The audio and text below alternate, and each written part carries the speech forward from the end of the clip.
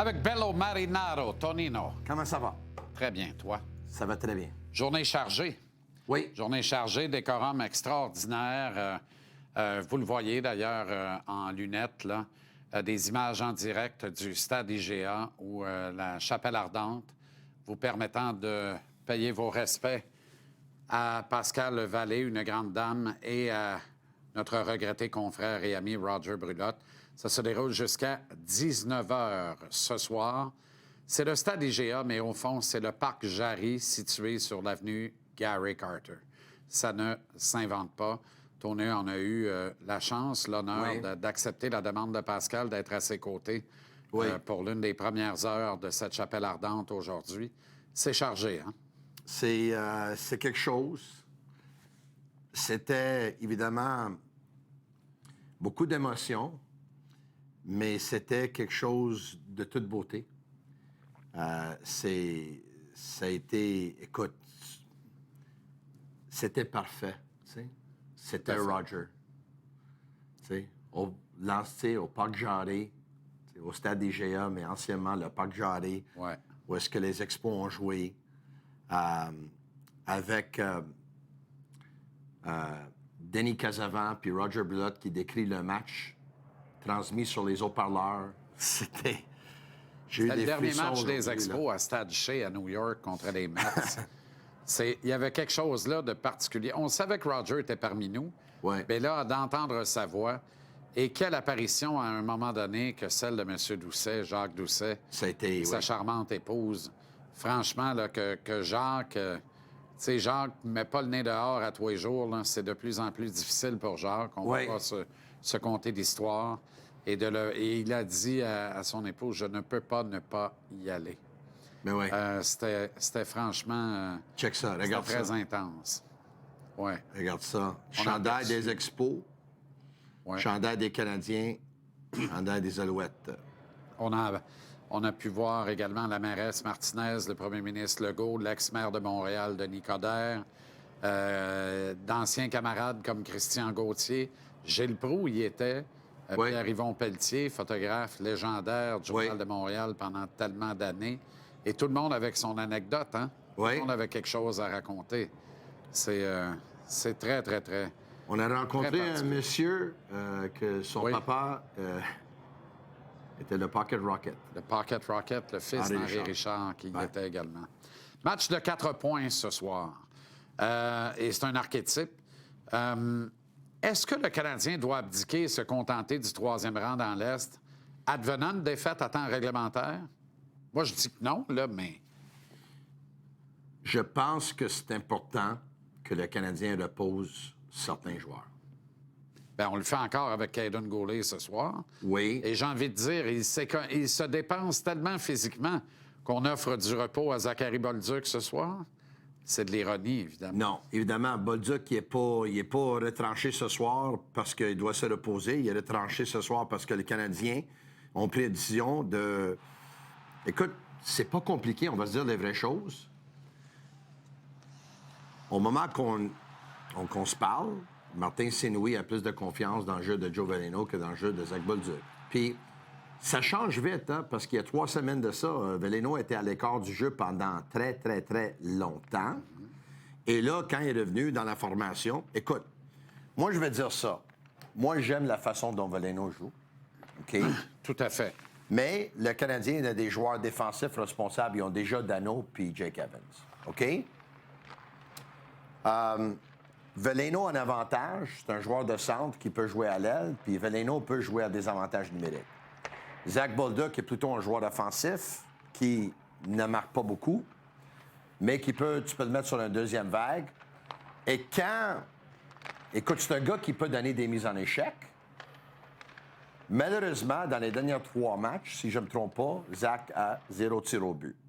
Ceci étant dit, moi, personnellement, je préfère travailler avec un Zach Bolduc et d'arrêter ou de beaucoup moins travailler avec un Kirby Dach.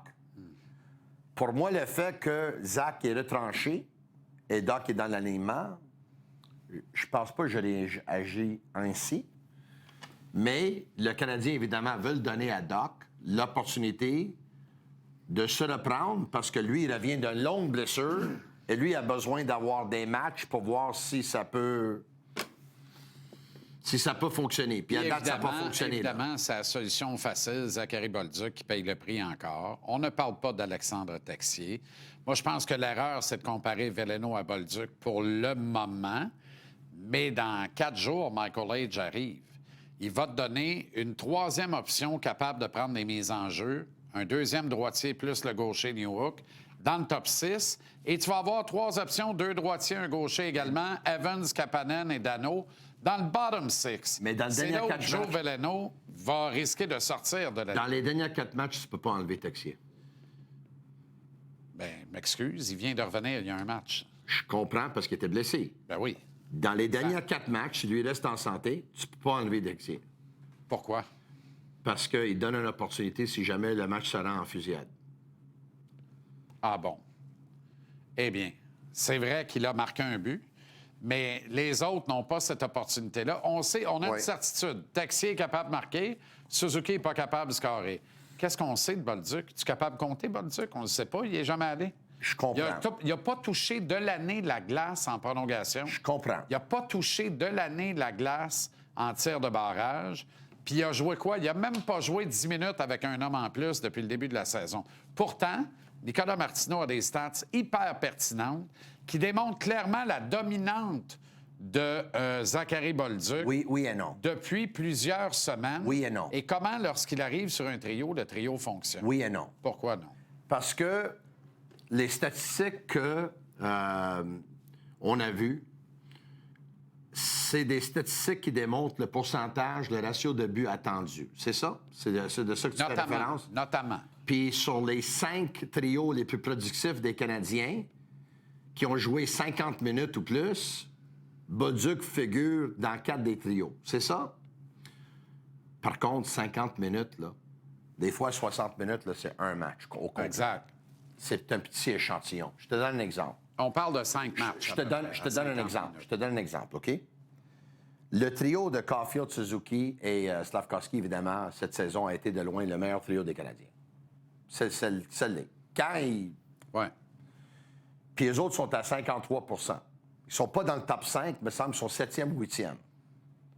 Mais ils jouent contre les meilleurs trios adverses. Donc, leur 53 %, c'est comme être un 65. Il faut être honnête, là. Comprends-tu? Donc, des fois... Il ne joue pas toujours contre les meilleurs trios adverses non plus. Si ça a été le cas mardi, c'est une erreur de Martin. Peut-être que le 50 buts de Caulfield serait réglé, le 70 points de Slav serait réglé. Oui. Si on avait opposé ce trio-là au 3e et 4e trio mardi soir des Panthers de la Floride, il a passé à veiller et jouer contre le premier trio l'autre bord. Peux-tu m'expliquer ça? Oui. Moi, évidemment, je vais C'est juste... une vraie question, là. Parce que ça va dans le sens de pourquoi Hudson n'est pas sur la glace à 4 contre 3 en prolongation. Moi, je suis obligé de te le demander. Là. À quoi joue le coach actuellement? Là? Parce qu'on a tous hâte que des dossiers se règlent. Les 100 points de Suzy, mais surtout les 50 buts de Caulfield.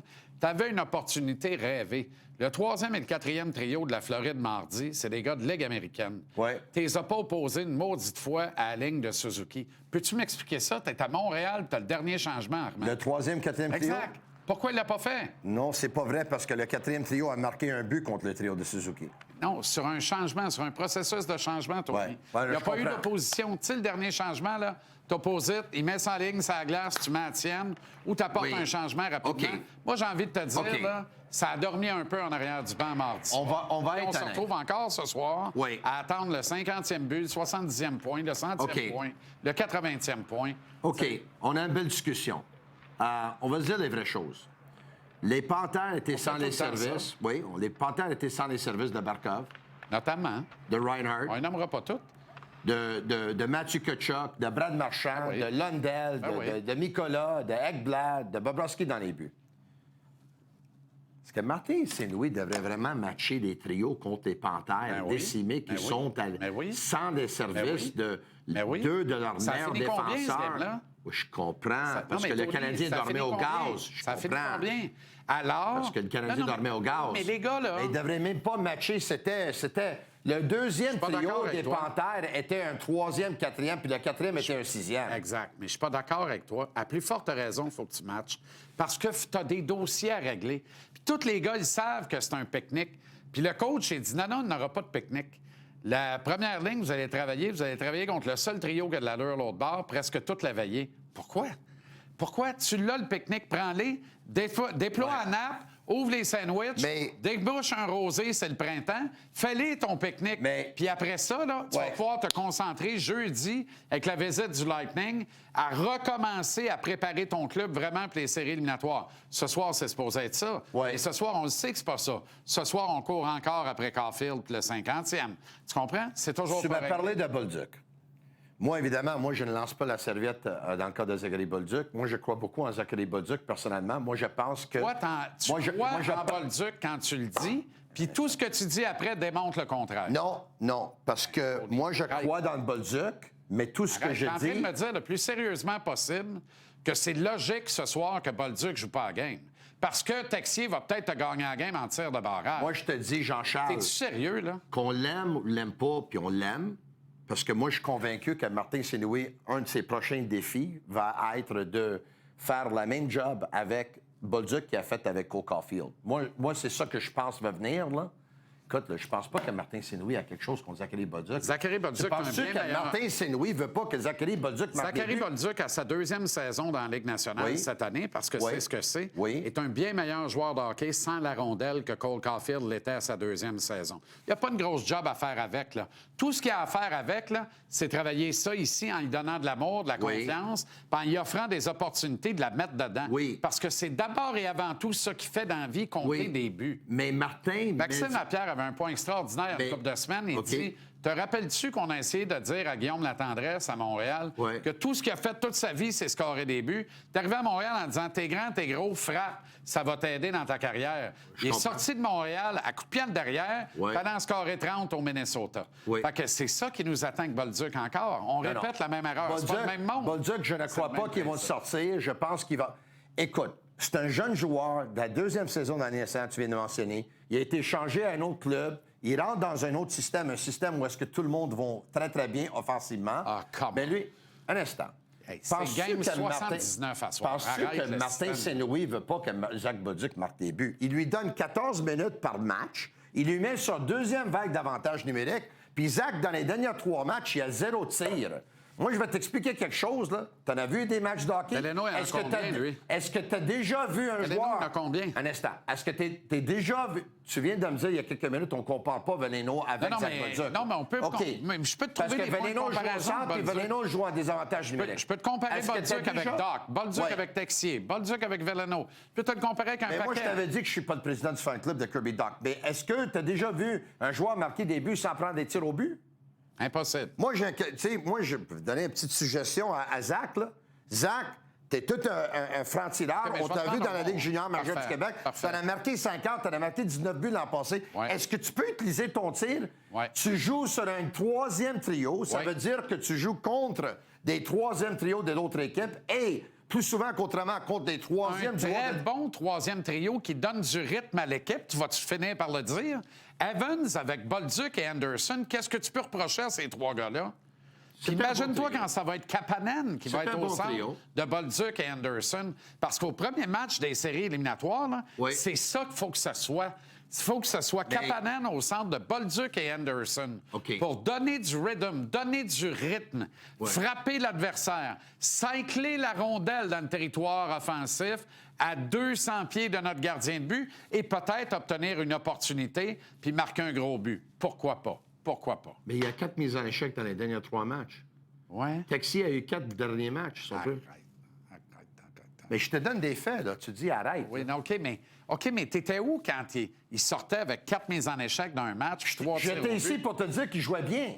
Oui, mais voilà, il joue pas si mal que ça. Ça veut dire que d'autres peuvent tomber dans le formol pendant 10 matchs. J'ai pas dit ça. Puis ils restent là. J'ai pas dit ça. Tu comprends? Ça a pris 35 games au coach comprendre que Kapanen n'avait pas d'affaires au centre du deuxième trio. 35 games! T'as pas besoin de t'obstiner avec moi. Quand j'ai rentré, j'ai dit je préfère Bolduc à Doc. Par contre, ceci étant dit, tu parles d'un trio avec Jake Evans.